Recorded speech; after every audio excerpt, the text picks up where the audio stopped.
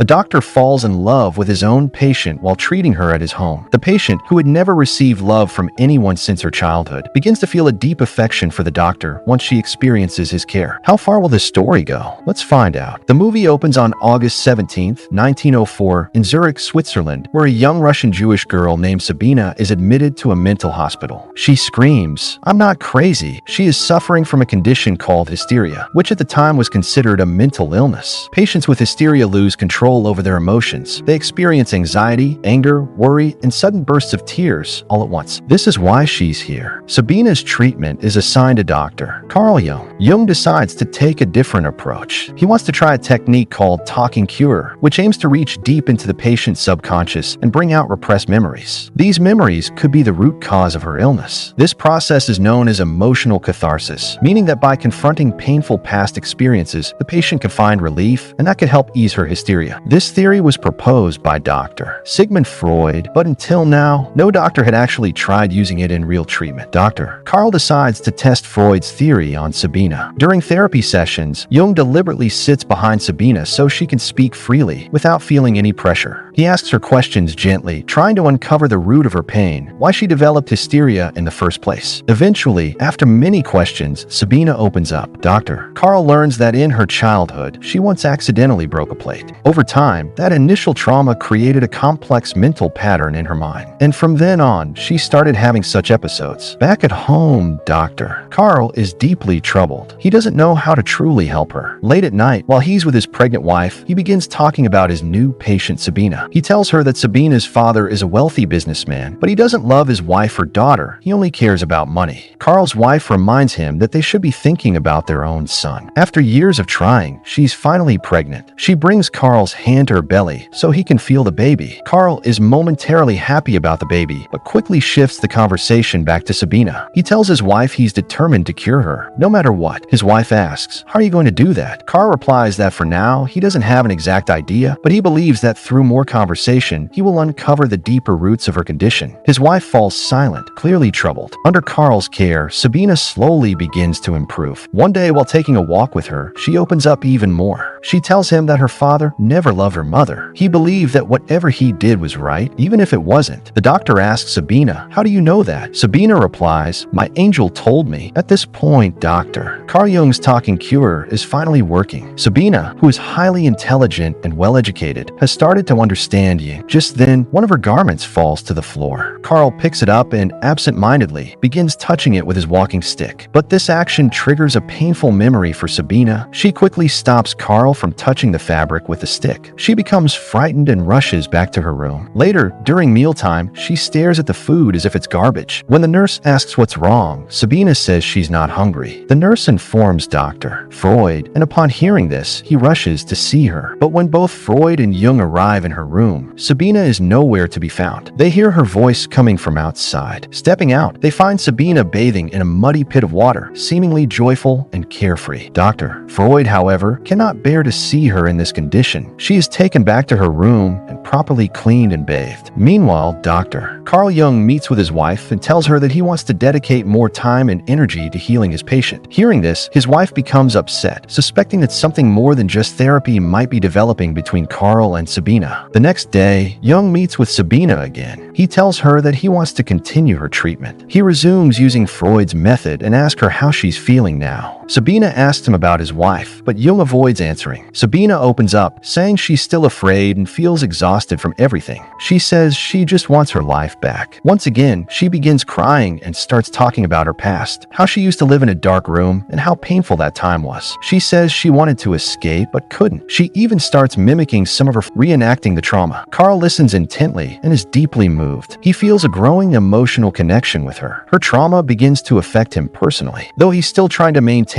professional distance, he finds himself being drawn closer to Sabina. Later that night, Carl returns home. When he sees his wife again, she apologizes for her behavior and admits she might have misunderstood the situation. The next day, Dr. Carl and his wife go to visit Dr. Freud at his home. Carl is impressed by Freud's household and hospitality. While they're having breakfast together, together, Freud asks about Carl's patient. Carl shares that Sabina is improving significantly. He's even thinking of helping her get admitted into college. Freud's entire family listens to the conversation with interest. And now, thanks to Freud's method, she's starting to recover. Carl and Freud then have a long, intense conversation lasting 13 hours. By the end of it, Carl begins to realize that Freud is unwilling to consider any ideas outside of his own. Freud is rigid, authoritarian, and wants everything to remain under his control. Carl, on the other hand, is an open-minded thinker, and he starts feeling that Freud's dominance and dogma are limiting. Slowly, Sabina starts developing feelings for Dr. Carl. She's never experienced a real, loving relationship. Now, she begins to imagine what it would be like to be with Carl. While the two are on a ship trip by the sea, they have deep and meaningful conversations. One day, during one of these moments, Sabina kisses Dr. Carl. Carl doesn't respond. He remains silent. He's loyal to his wife and wants to maintain professional boundaries. Around this time, Dr. Freud sends Carl another patient, a psychiatrist named Dr. Otto Gross. Gross has a very different way of thinking. He believes that a patient's every desire, even physical ones, should be fulfilled, as it leads to emotional openness. Carl shares with Gross that Sabina seems to be attracted to him. Gross encourages Carl not to suppress her desires, but to give in. Eventually, Carl gives in. Sabina starts expressing fantasies that she had kept buried for years, fantasies born out of trauma she experienced as a child. While she has mentally improved, the emotional scars of her past still linger. Carl understands this, and he approaches their psychological awareness. As Sabina grows closer to Dr. Carl, she begins helping him care for his other patients too.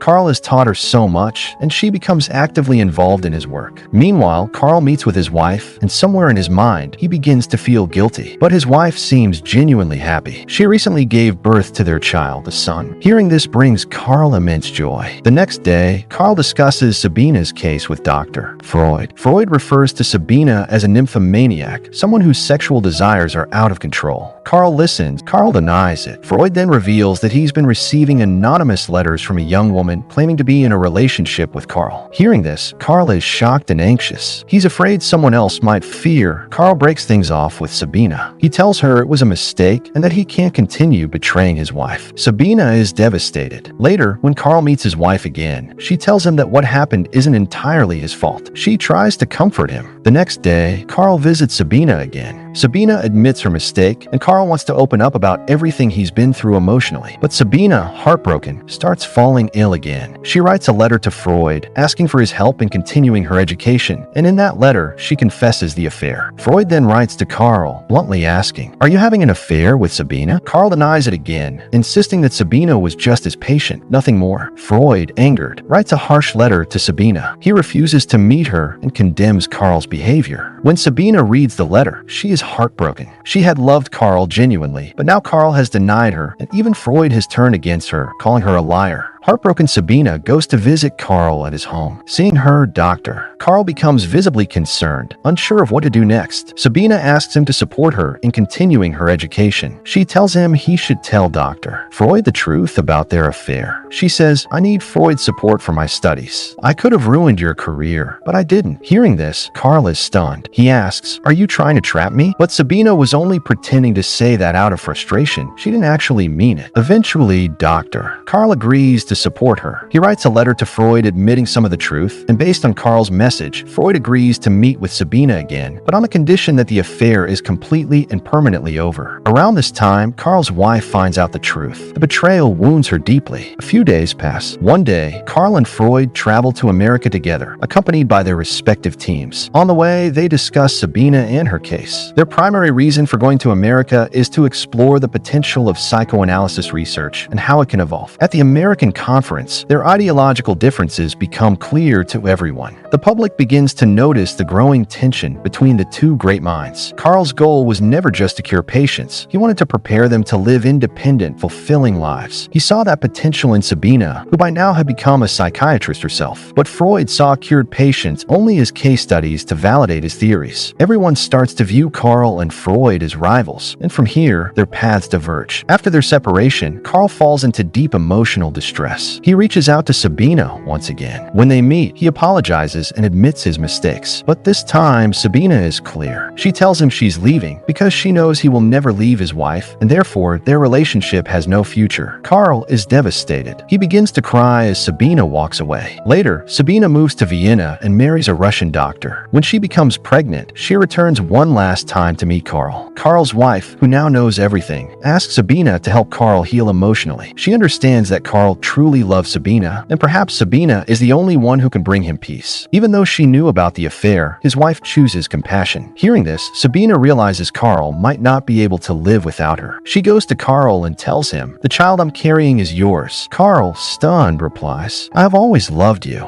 I just never had the courage to say it. But that's the deepest truth of my life." Sabina, overcome with emotion, walks away in tears. Years later, during World War II, Sabina and her 2 daughters are murdered by the Nazis. Though shattered, Carl Jung gathers the strength to go on. He becomes one of the most influential psychiatrists in the world, writing revolutionary books and leaving behind a lasting legacy. On the other hand, Freud's legacy becomes increasingly controversial, rejected by the scientific community for being too radical. These methods came to be known as the dangerous method. Freud believed that unlocking the darkest corners of the human mind, parts we fear, was the key to understanding ourselves. And this was the very method Carl Jung had once used to heal Sabina, who was his very first patient. If this story moved you, don't forget to smash that like button.